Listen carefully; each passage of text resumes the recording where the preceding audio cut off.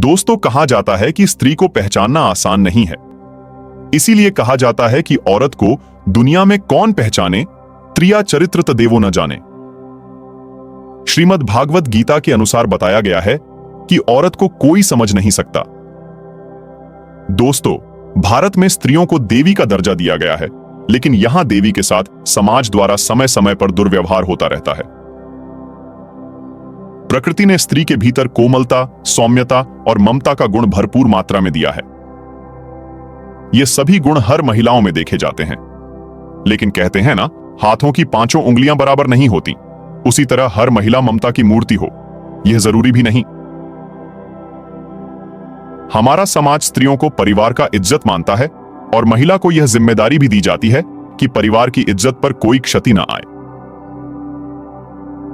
श्री कृष्ण ने अपनी श्रीमद् भागवत पुराण में चरित्रहीन महिलाओं के बारे में कई ऐसी बातें बताई हैं, जिन पर विचार और उन बातों को अनुसरण करने वाले व्यक्ति के जीवन में कभी भी दुख और धोखा आदि का भाव उत्पन्न नहीं होता। गीता में ऐसी परिस्थितियों के बारे में बताया गया है जो आज भी देखने को मिल सकती हैं। दोस्तों, आपने यह कहावत तो सुनी ही होगी कि त्रिया चरित्र जाने नहीं कोई, खसम मारकर सती होई। यह कहावत कोई ऐसे ही नहीं बनी है, इसके पीछे एक लंबी कहानी है। इस कहावत का अर्थ है कि स्त्री का चरित्र एक अबूझ पहेली है, उसे कोई नहीं जान सकता है। वह जलेबी की तरह जटिल व्यक्तित्व की स्वामिनी है, जो उल्टा होते हुए भी सती सावित्री दिखने का प्रयास करती है। वह अपने पति को मारकर सती होने का स्वांग रच लेती है, पर ऐसा चरित्र समस्त स्त्रियों का हो, यह जरूरी नहीं है। कुछ स्त्रियां ही ऐसे चरित्र की मालकिन होती हैं, समस्त नहीं। तो आज हम आप लोगों के बीच एक ऐसी ही कहानी लेकर आए हैं, जिसे सुनने के बाद आप भी चरित्रहीन स्त्रियों के त्रिया चरित्र के बारे में जान पाएंगे। तो वीडियो में अंत तक बने रहिए, और कहानी अच्छी लगे तो कमेंट में जय श्री कृष्ण लिखकर वीडियो को लाइक और चैनल को सब्सक्राइब जरूर कर लीजिएगा। तो आइए सुनते हैं। दोस्तों, पंपापुर नामक एक राज्य था, जहां पर विलासराय नामक राजा राज्य करता था। राजा का जैसा नाम वैसे ही उसके गुण थे, अर्थात वह एक विलासी राजा था। पूरे राज्य में स्वच्छंदता का बोलबाला था। न केवल पुरुषों अपितु स्त्रियों का भी हद दर्जे तक चारित्रिक पतन हो गया था। उस राज्य में विवाहेतर संबंध कायम करना एक आम बात थी। उस राज्य में सुधर्मा नामक एक लकड़हारा रहता था। उसकी पत्नी का नाम सुलक्षणा था। सुधर्मा रोज सुबह सुबह लकड़ी काटने वन में चला जाया करता था और देर शाम तक वापस लौटता था। दिन भर घर में सुलक्षणा अकेली रहती थी और बोर होती थी। सुलक्षणा अतीव सुंदर स्त्री थी और आत्ममुग्धा नायिका की तरह अपने रूप यौवन को आईने में देख देखकर हर्षित होती रहती थी। शाम को सुधर्मा थका हारा आता था और खाना खाकर जल्दी ही सो जाया करता था। सुलक्षणा घर का काम निपटाकर और सज संवर कर जब तक सेज पर आती थी, तब तक सुधर्मा खर्राटों की दुनिया में सैर करने चला जाता था। बेचारी सुलक्षणा मन मसोस कर सेज पर तड़पती रह जाती थी। उसका अतृप्त यौवन खून के आंसू रोने लगता था। घर गृहस्थी का सारा सामान सुलक्षणा ही लाती थी। एक दिन सेठ कहीं गया हुआ था और उसकी दुकान पर उसका नौजवान पुत्र चिंतामणि बैठा था। वह सुंदर तथा बलिष्ठ था। सुलक्षणा उसकी जवानी पर फिदा हो गई। सेठ के बेटे चिंतामणि ने भी सुलक्षणा जैसी सुंदर और सुडौल स्त्री पहली बार देखी थी, इसलिए वह भी सुलक्षणा की ओर आकर्षित हो गया। दो जवां प्यासे दिल मिल गए तो अब बदन मिलना भी आवश्यक हो गया था। चिंतामणि ने एक मिलन स्थल भी खोज लिया था। सुलक्षणा रोजाना सुधर्मा के सो जाने पर चिंतामणि से मिलने जाने लगी और वह सुबह होने से पहले वापस आ जाती थी। सुलक्षणा और चिंतामणि की रंगरेलियां बेरोकटोक चलने लगी। एक दिन सुधर्मा जंगल में लकड़ी काटने गया तो उसने देखा कि एक साधु बेहोश पड़ा है। सुधर्मा ने उस साधु पर ठंडे जल के कुछ छींटे मारे तो साधु ने आंखें खोल दी। सुधर्मा ने साधु को बैठाया और ठंडा जल पिलाया तो उसमें कुछ जान आई। थोड़ी देर बाद उसे खाना भी खिलाया तो उसके बदन में थोड़ी ताजगी आ गई और वह चहलकदमी करने लग गया। सुधर्मा ने उस साधु से आग्रह किया कि कुछ दिन वह उसका आतिथ्य स्वीकार करे। सुधर्मा के आग्रह को साधु महाराज टाल नहीं सके और शाम को वे साधु महाराज सुधर्मा के साथ उसके घर आ गए। साधु को देखकर सुलक्षणा के तन बदन में आग लग गई। उसे लगा कि अब उसकी चोरी पकड़ी जा सकती है, इसलिए वह साधु को घर में नहीं रखने की जिद पर अड़ गई। सुधर्मा ने उसके सामने समर्पण करते हुए कह दिया कि साधु महाराज बस 1-2 दिन ही रहेंगे। इस पर सुलक्षणा राजी हो गई। रात में सबने खाना खाया और साधु के लिए आंगन में चारपाई बिछा दी। सुधर्मा खाना खाने के तुरंत बाद ही सो गया था, लेकिन सुलक्षणा की आंखों में नींद कहां थी। वहां तो चिंतामणि की सूरत बसी हुई थी। उसका मन उड़कर चिंतामणि के पास चला गया था, मगर बदन तो सुधर्मा के घर में ही पड़ा था। यौवन को मन से ज्यादा तन की जरूरत होती है। सुलक्षणा को अपना बदन जलता हुआ महसूस होने लगा। उस आग बुझाने के लिए उसे चिंतामणि के सागर की आवश्यकता थी। सुलक्षणा उठी और उसने देखा कि सुधर्मा खर्राटे ले रहा है। तब वह साधु के पास गई। साधु भी चुपचाप लेटा था। सुलक्षणा ने उसे सोता हुआ जाना और फिर वह बन संवर कर चिंतामणि से मिलने के लिए चल दी। साधु एक अनजान व्यक्ति के घर में ठहरा था और सुलक्षणा ने उसे बड़ी मुश्किल से घर में रहने दिया था, जबकि उसने यहां रहने के लिए कहा ही नहीं था। सुलक्षणा के व्यवहार को देखकर दाल में जरूर कुछ काला है, साधु महाराज के मन ने कहा, और वह सोचता ही रहा। इसलिए उसे नींद नहीं आई और उन दोनों के क्रियाकलाप देखता रहा। जब सुलक्षणा उसके पास आई तब वह दम साधकर चुपचाप लेटा रहा।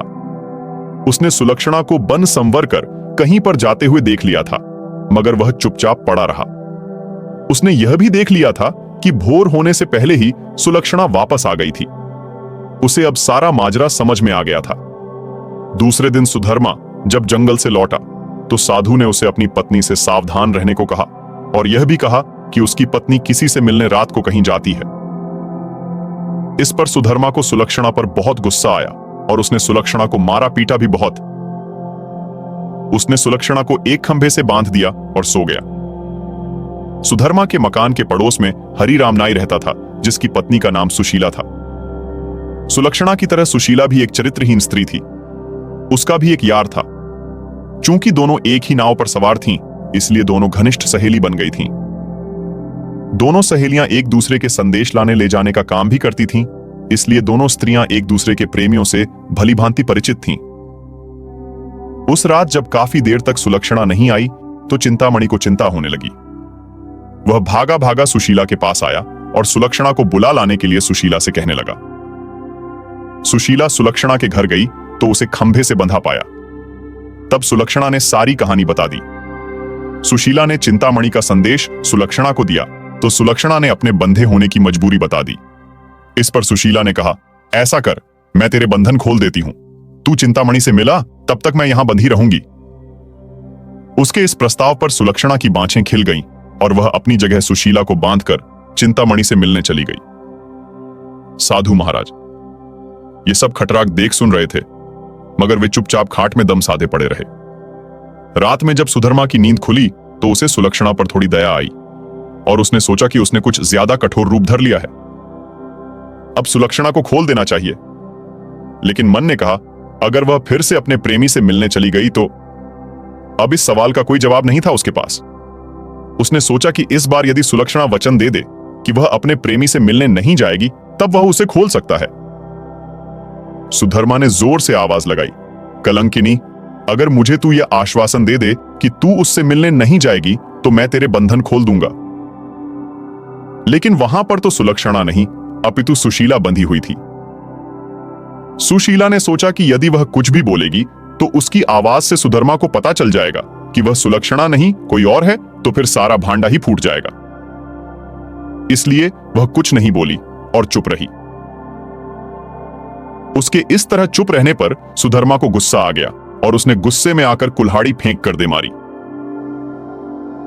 कुल्हाड़ी सीधी सुशीला की नाक पर जाकर लगी और उसकी नाक कट गई। वह अंदर ही अंदर सारा दर्द सहन कर गई, मगर उसने एक भी कराह नहीं निकलने दी। कुल्हाड़ी फेंक कर मारने से सुधर्मा का गुस्सा थोड़ा ठंडा हो गया और वह सो गया। उधर सुलक्षणा आज जल्दी ही वापस आ गई और जल्दी जल्दी सुशीला के बंधन खोल डाले। तब सुशीला ने अपनी कटी हुई नाक दिखाई और सारा वाकया सुना डाला।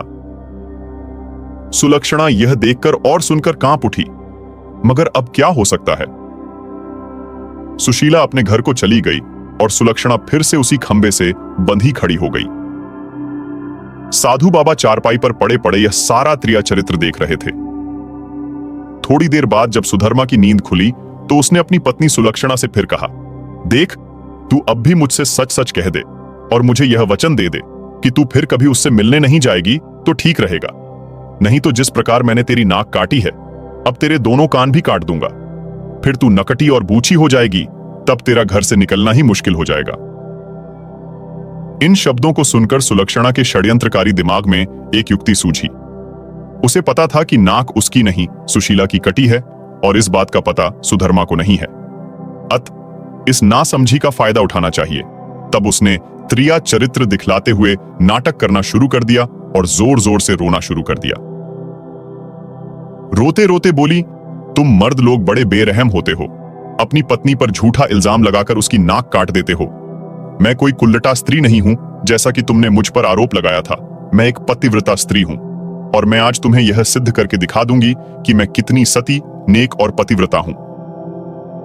ऐसा कहकर उसने आसमान की ओर देखा और भगवान को संबोधित करते हुए बोली, हे प्रभु, हे माता गौरी, हे समस्त देवी देवताओं, हे दसों दिशाओं, आप सभी मेरी बात ध्यान से सुनो और मेरे साथ न्याय करो। मैं यदि तन मन और वचन से एक पतिव्रता और सती स्त्री हूं, तो मेरे पति ने मुझ पर बदचलन होने का आरोप लगाकर जो मेरी नाक काटी है, वह नाक फिर से जुड़ जाए और एक पतिव्रता स्त्री क्या होती है यह पूरे जग को पता चल जाए। और वह ओम नमो भगवते वासुदेवाय नम का जाप करने लगी। सुधर्मा यह सब देख और सुन रहा था।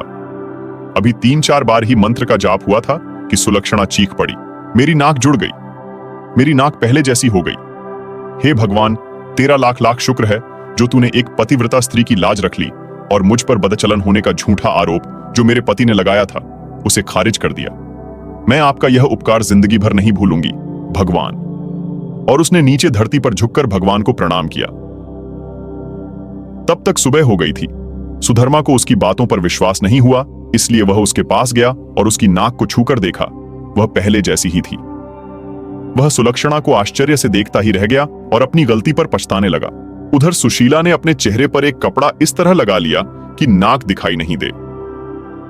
सुबह होने पर नाई हरिराम अपनी दुकान जाने लगा तो उसने अपनी पेटी संभाली। उसमें एक बड़ा वाला उस्तरा नहीं था। उसने सुशीला से कहा कि बड़ा वाला उस्तरा ला दे। सुशीला नाक कटने से चिड़ी हुई सी थी तो उसने हरिराम की तरफ एक चाकू फेंक दिया और कहा, ले, ये ले तेरा बड़ा वाला उस्तरा। बड़े वाले उस्तरे की जगह चाकू देखकर हरिराम का पारा 7वें आसमान पर चढ़ गया। उसने अपनी पेटी खोली और एक छोटा उस्तरा निकाला और उसे सुशीला की ओर फेंक कर मारा। सुशीला की चाल कामयाब हो गई।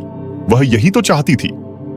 उसने उस्तरा हाथ में पकड़ा और जोर जोर से चिल्लाने लगी, अरे मेरी नाक काट दी, हाय मेरी नाक काट दी।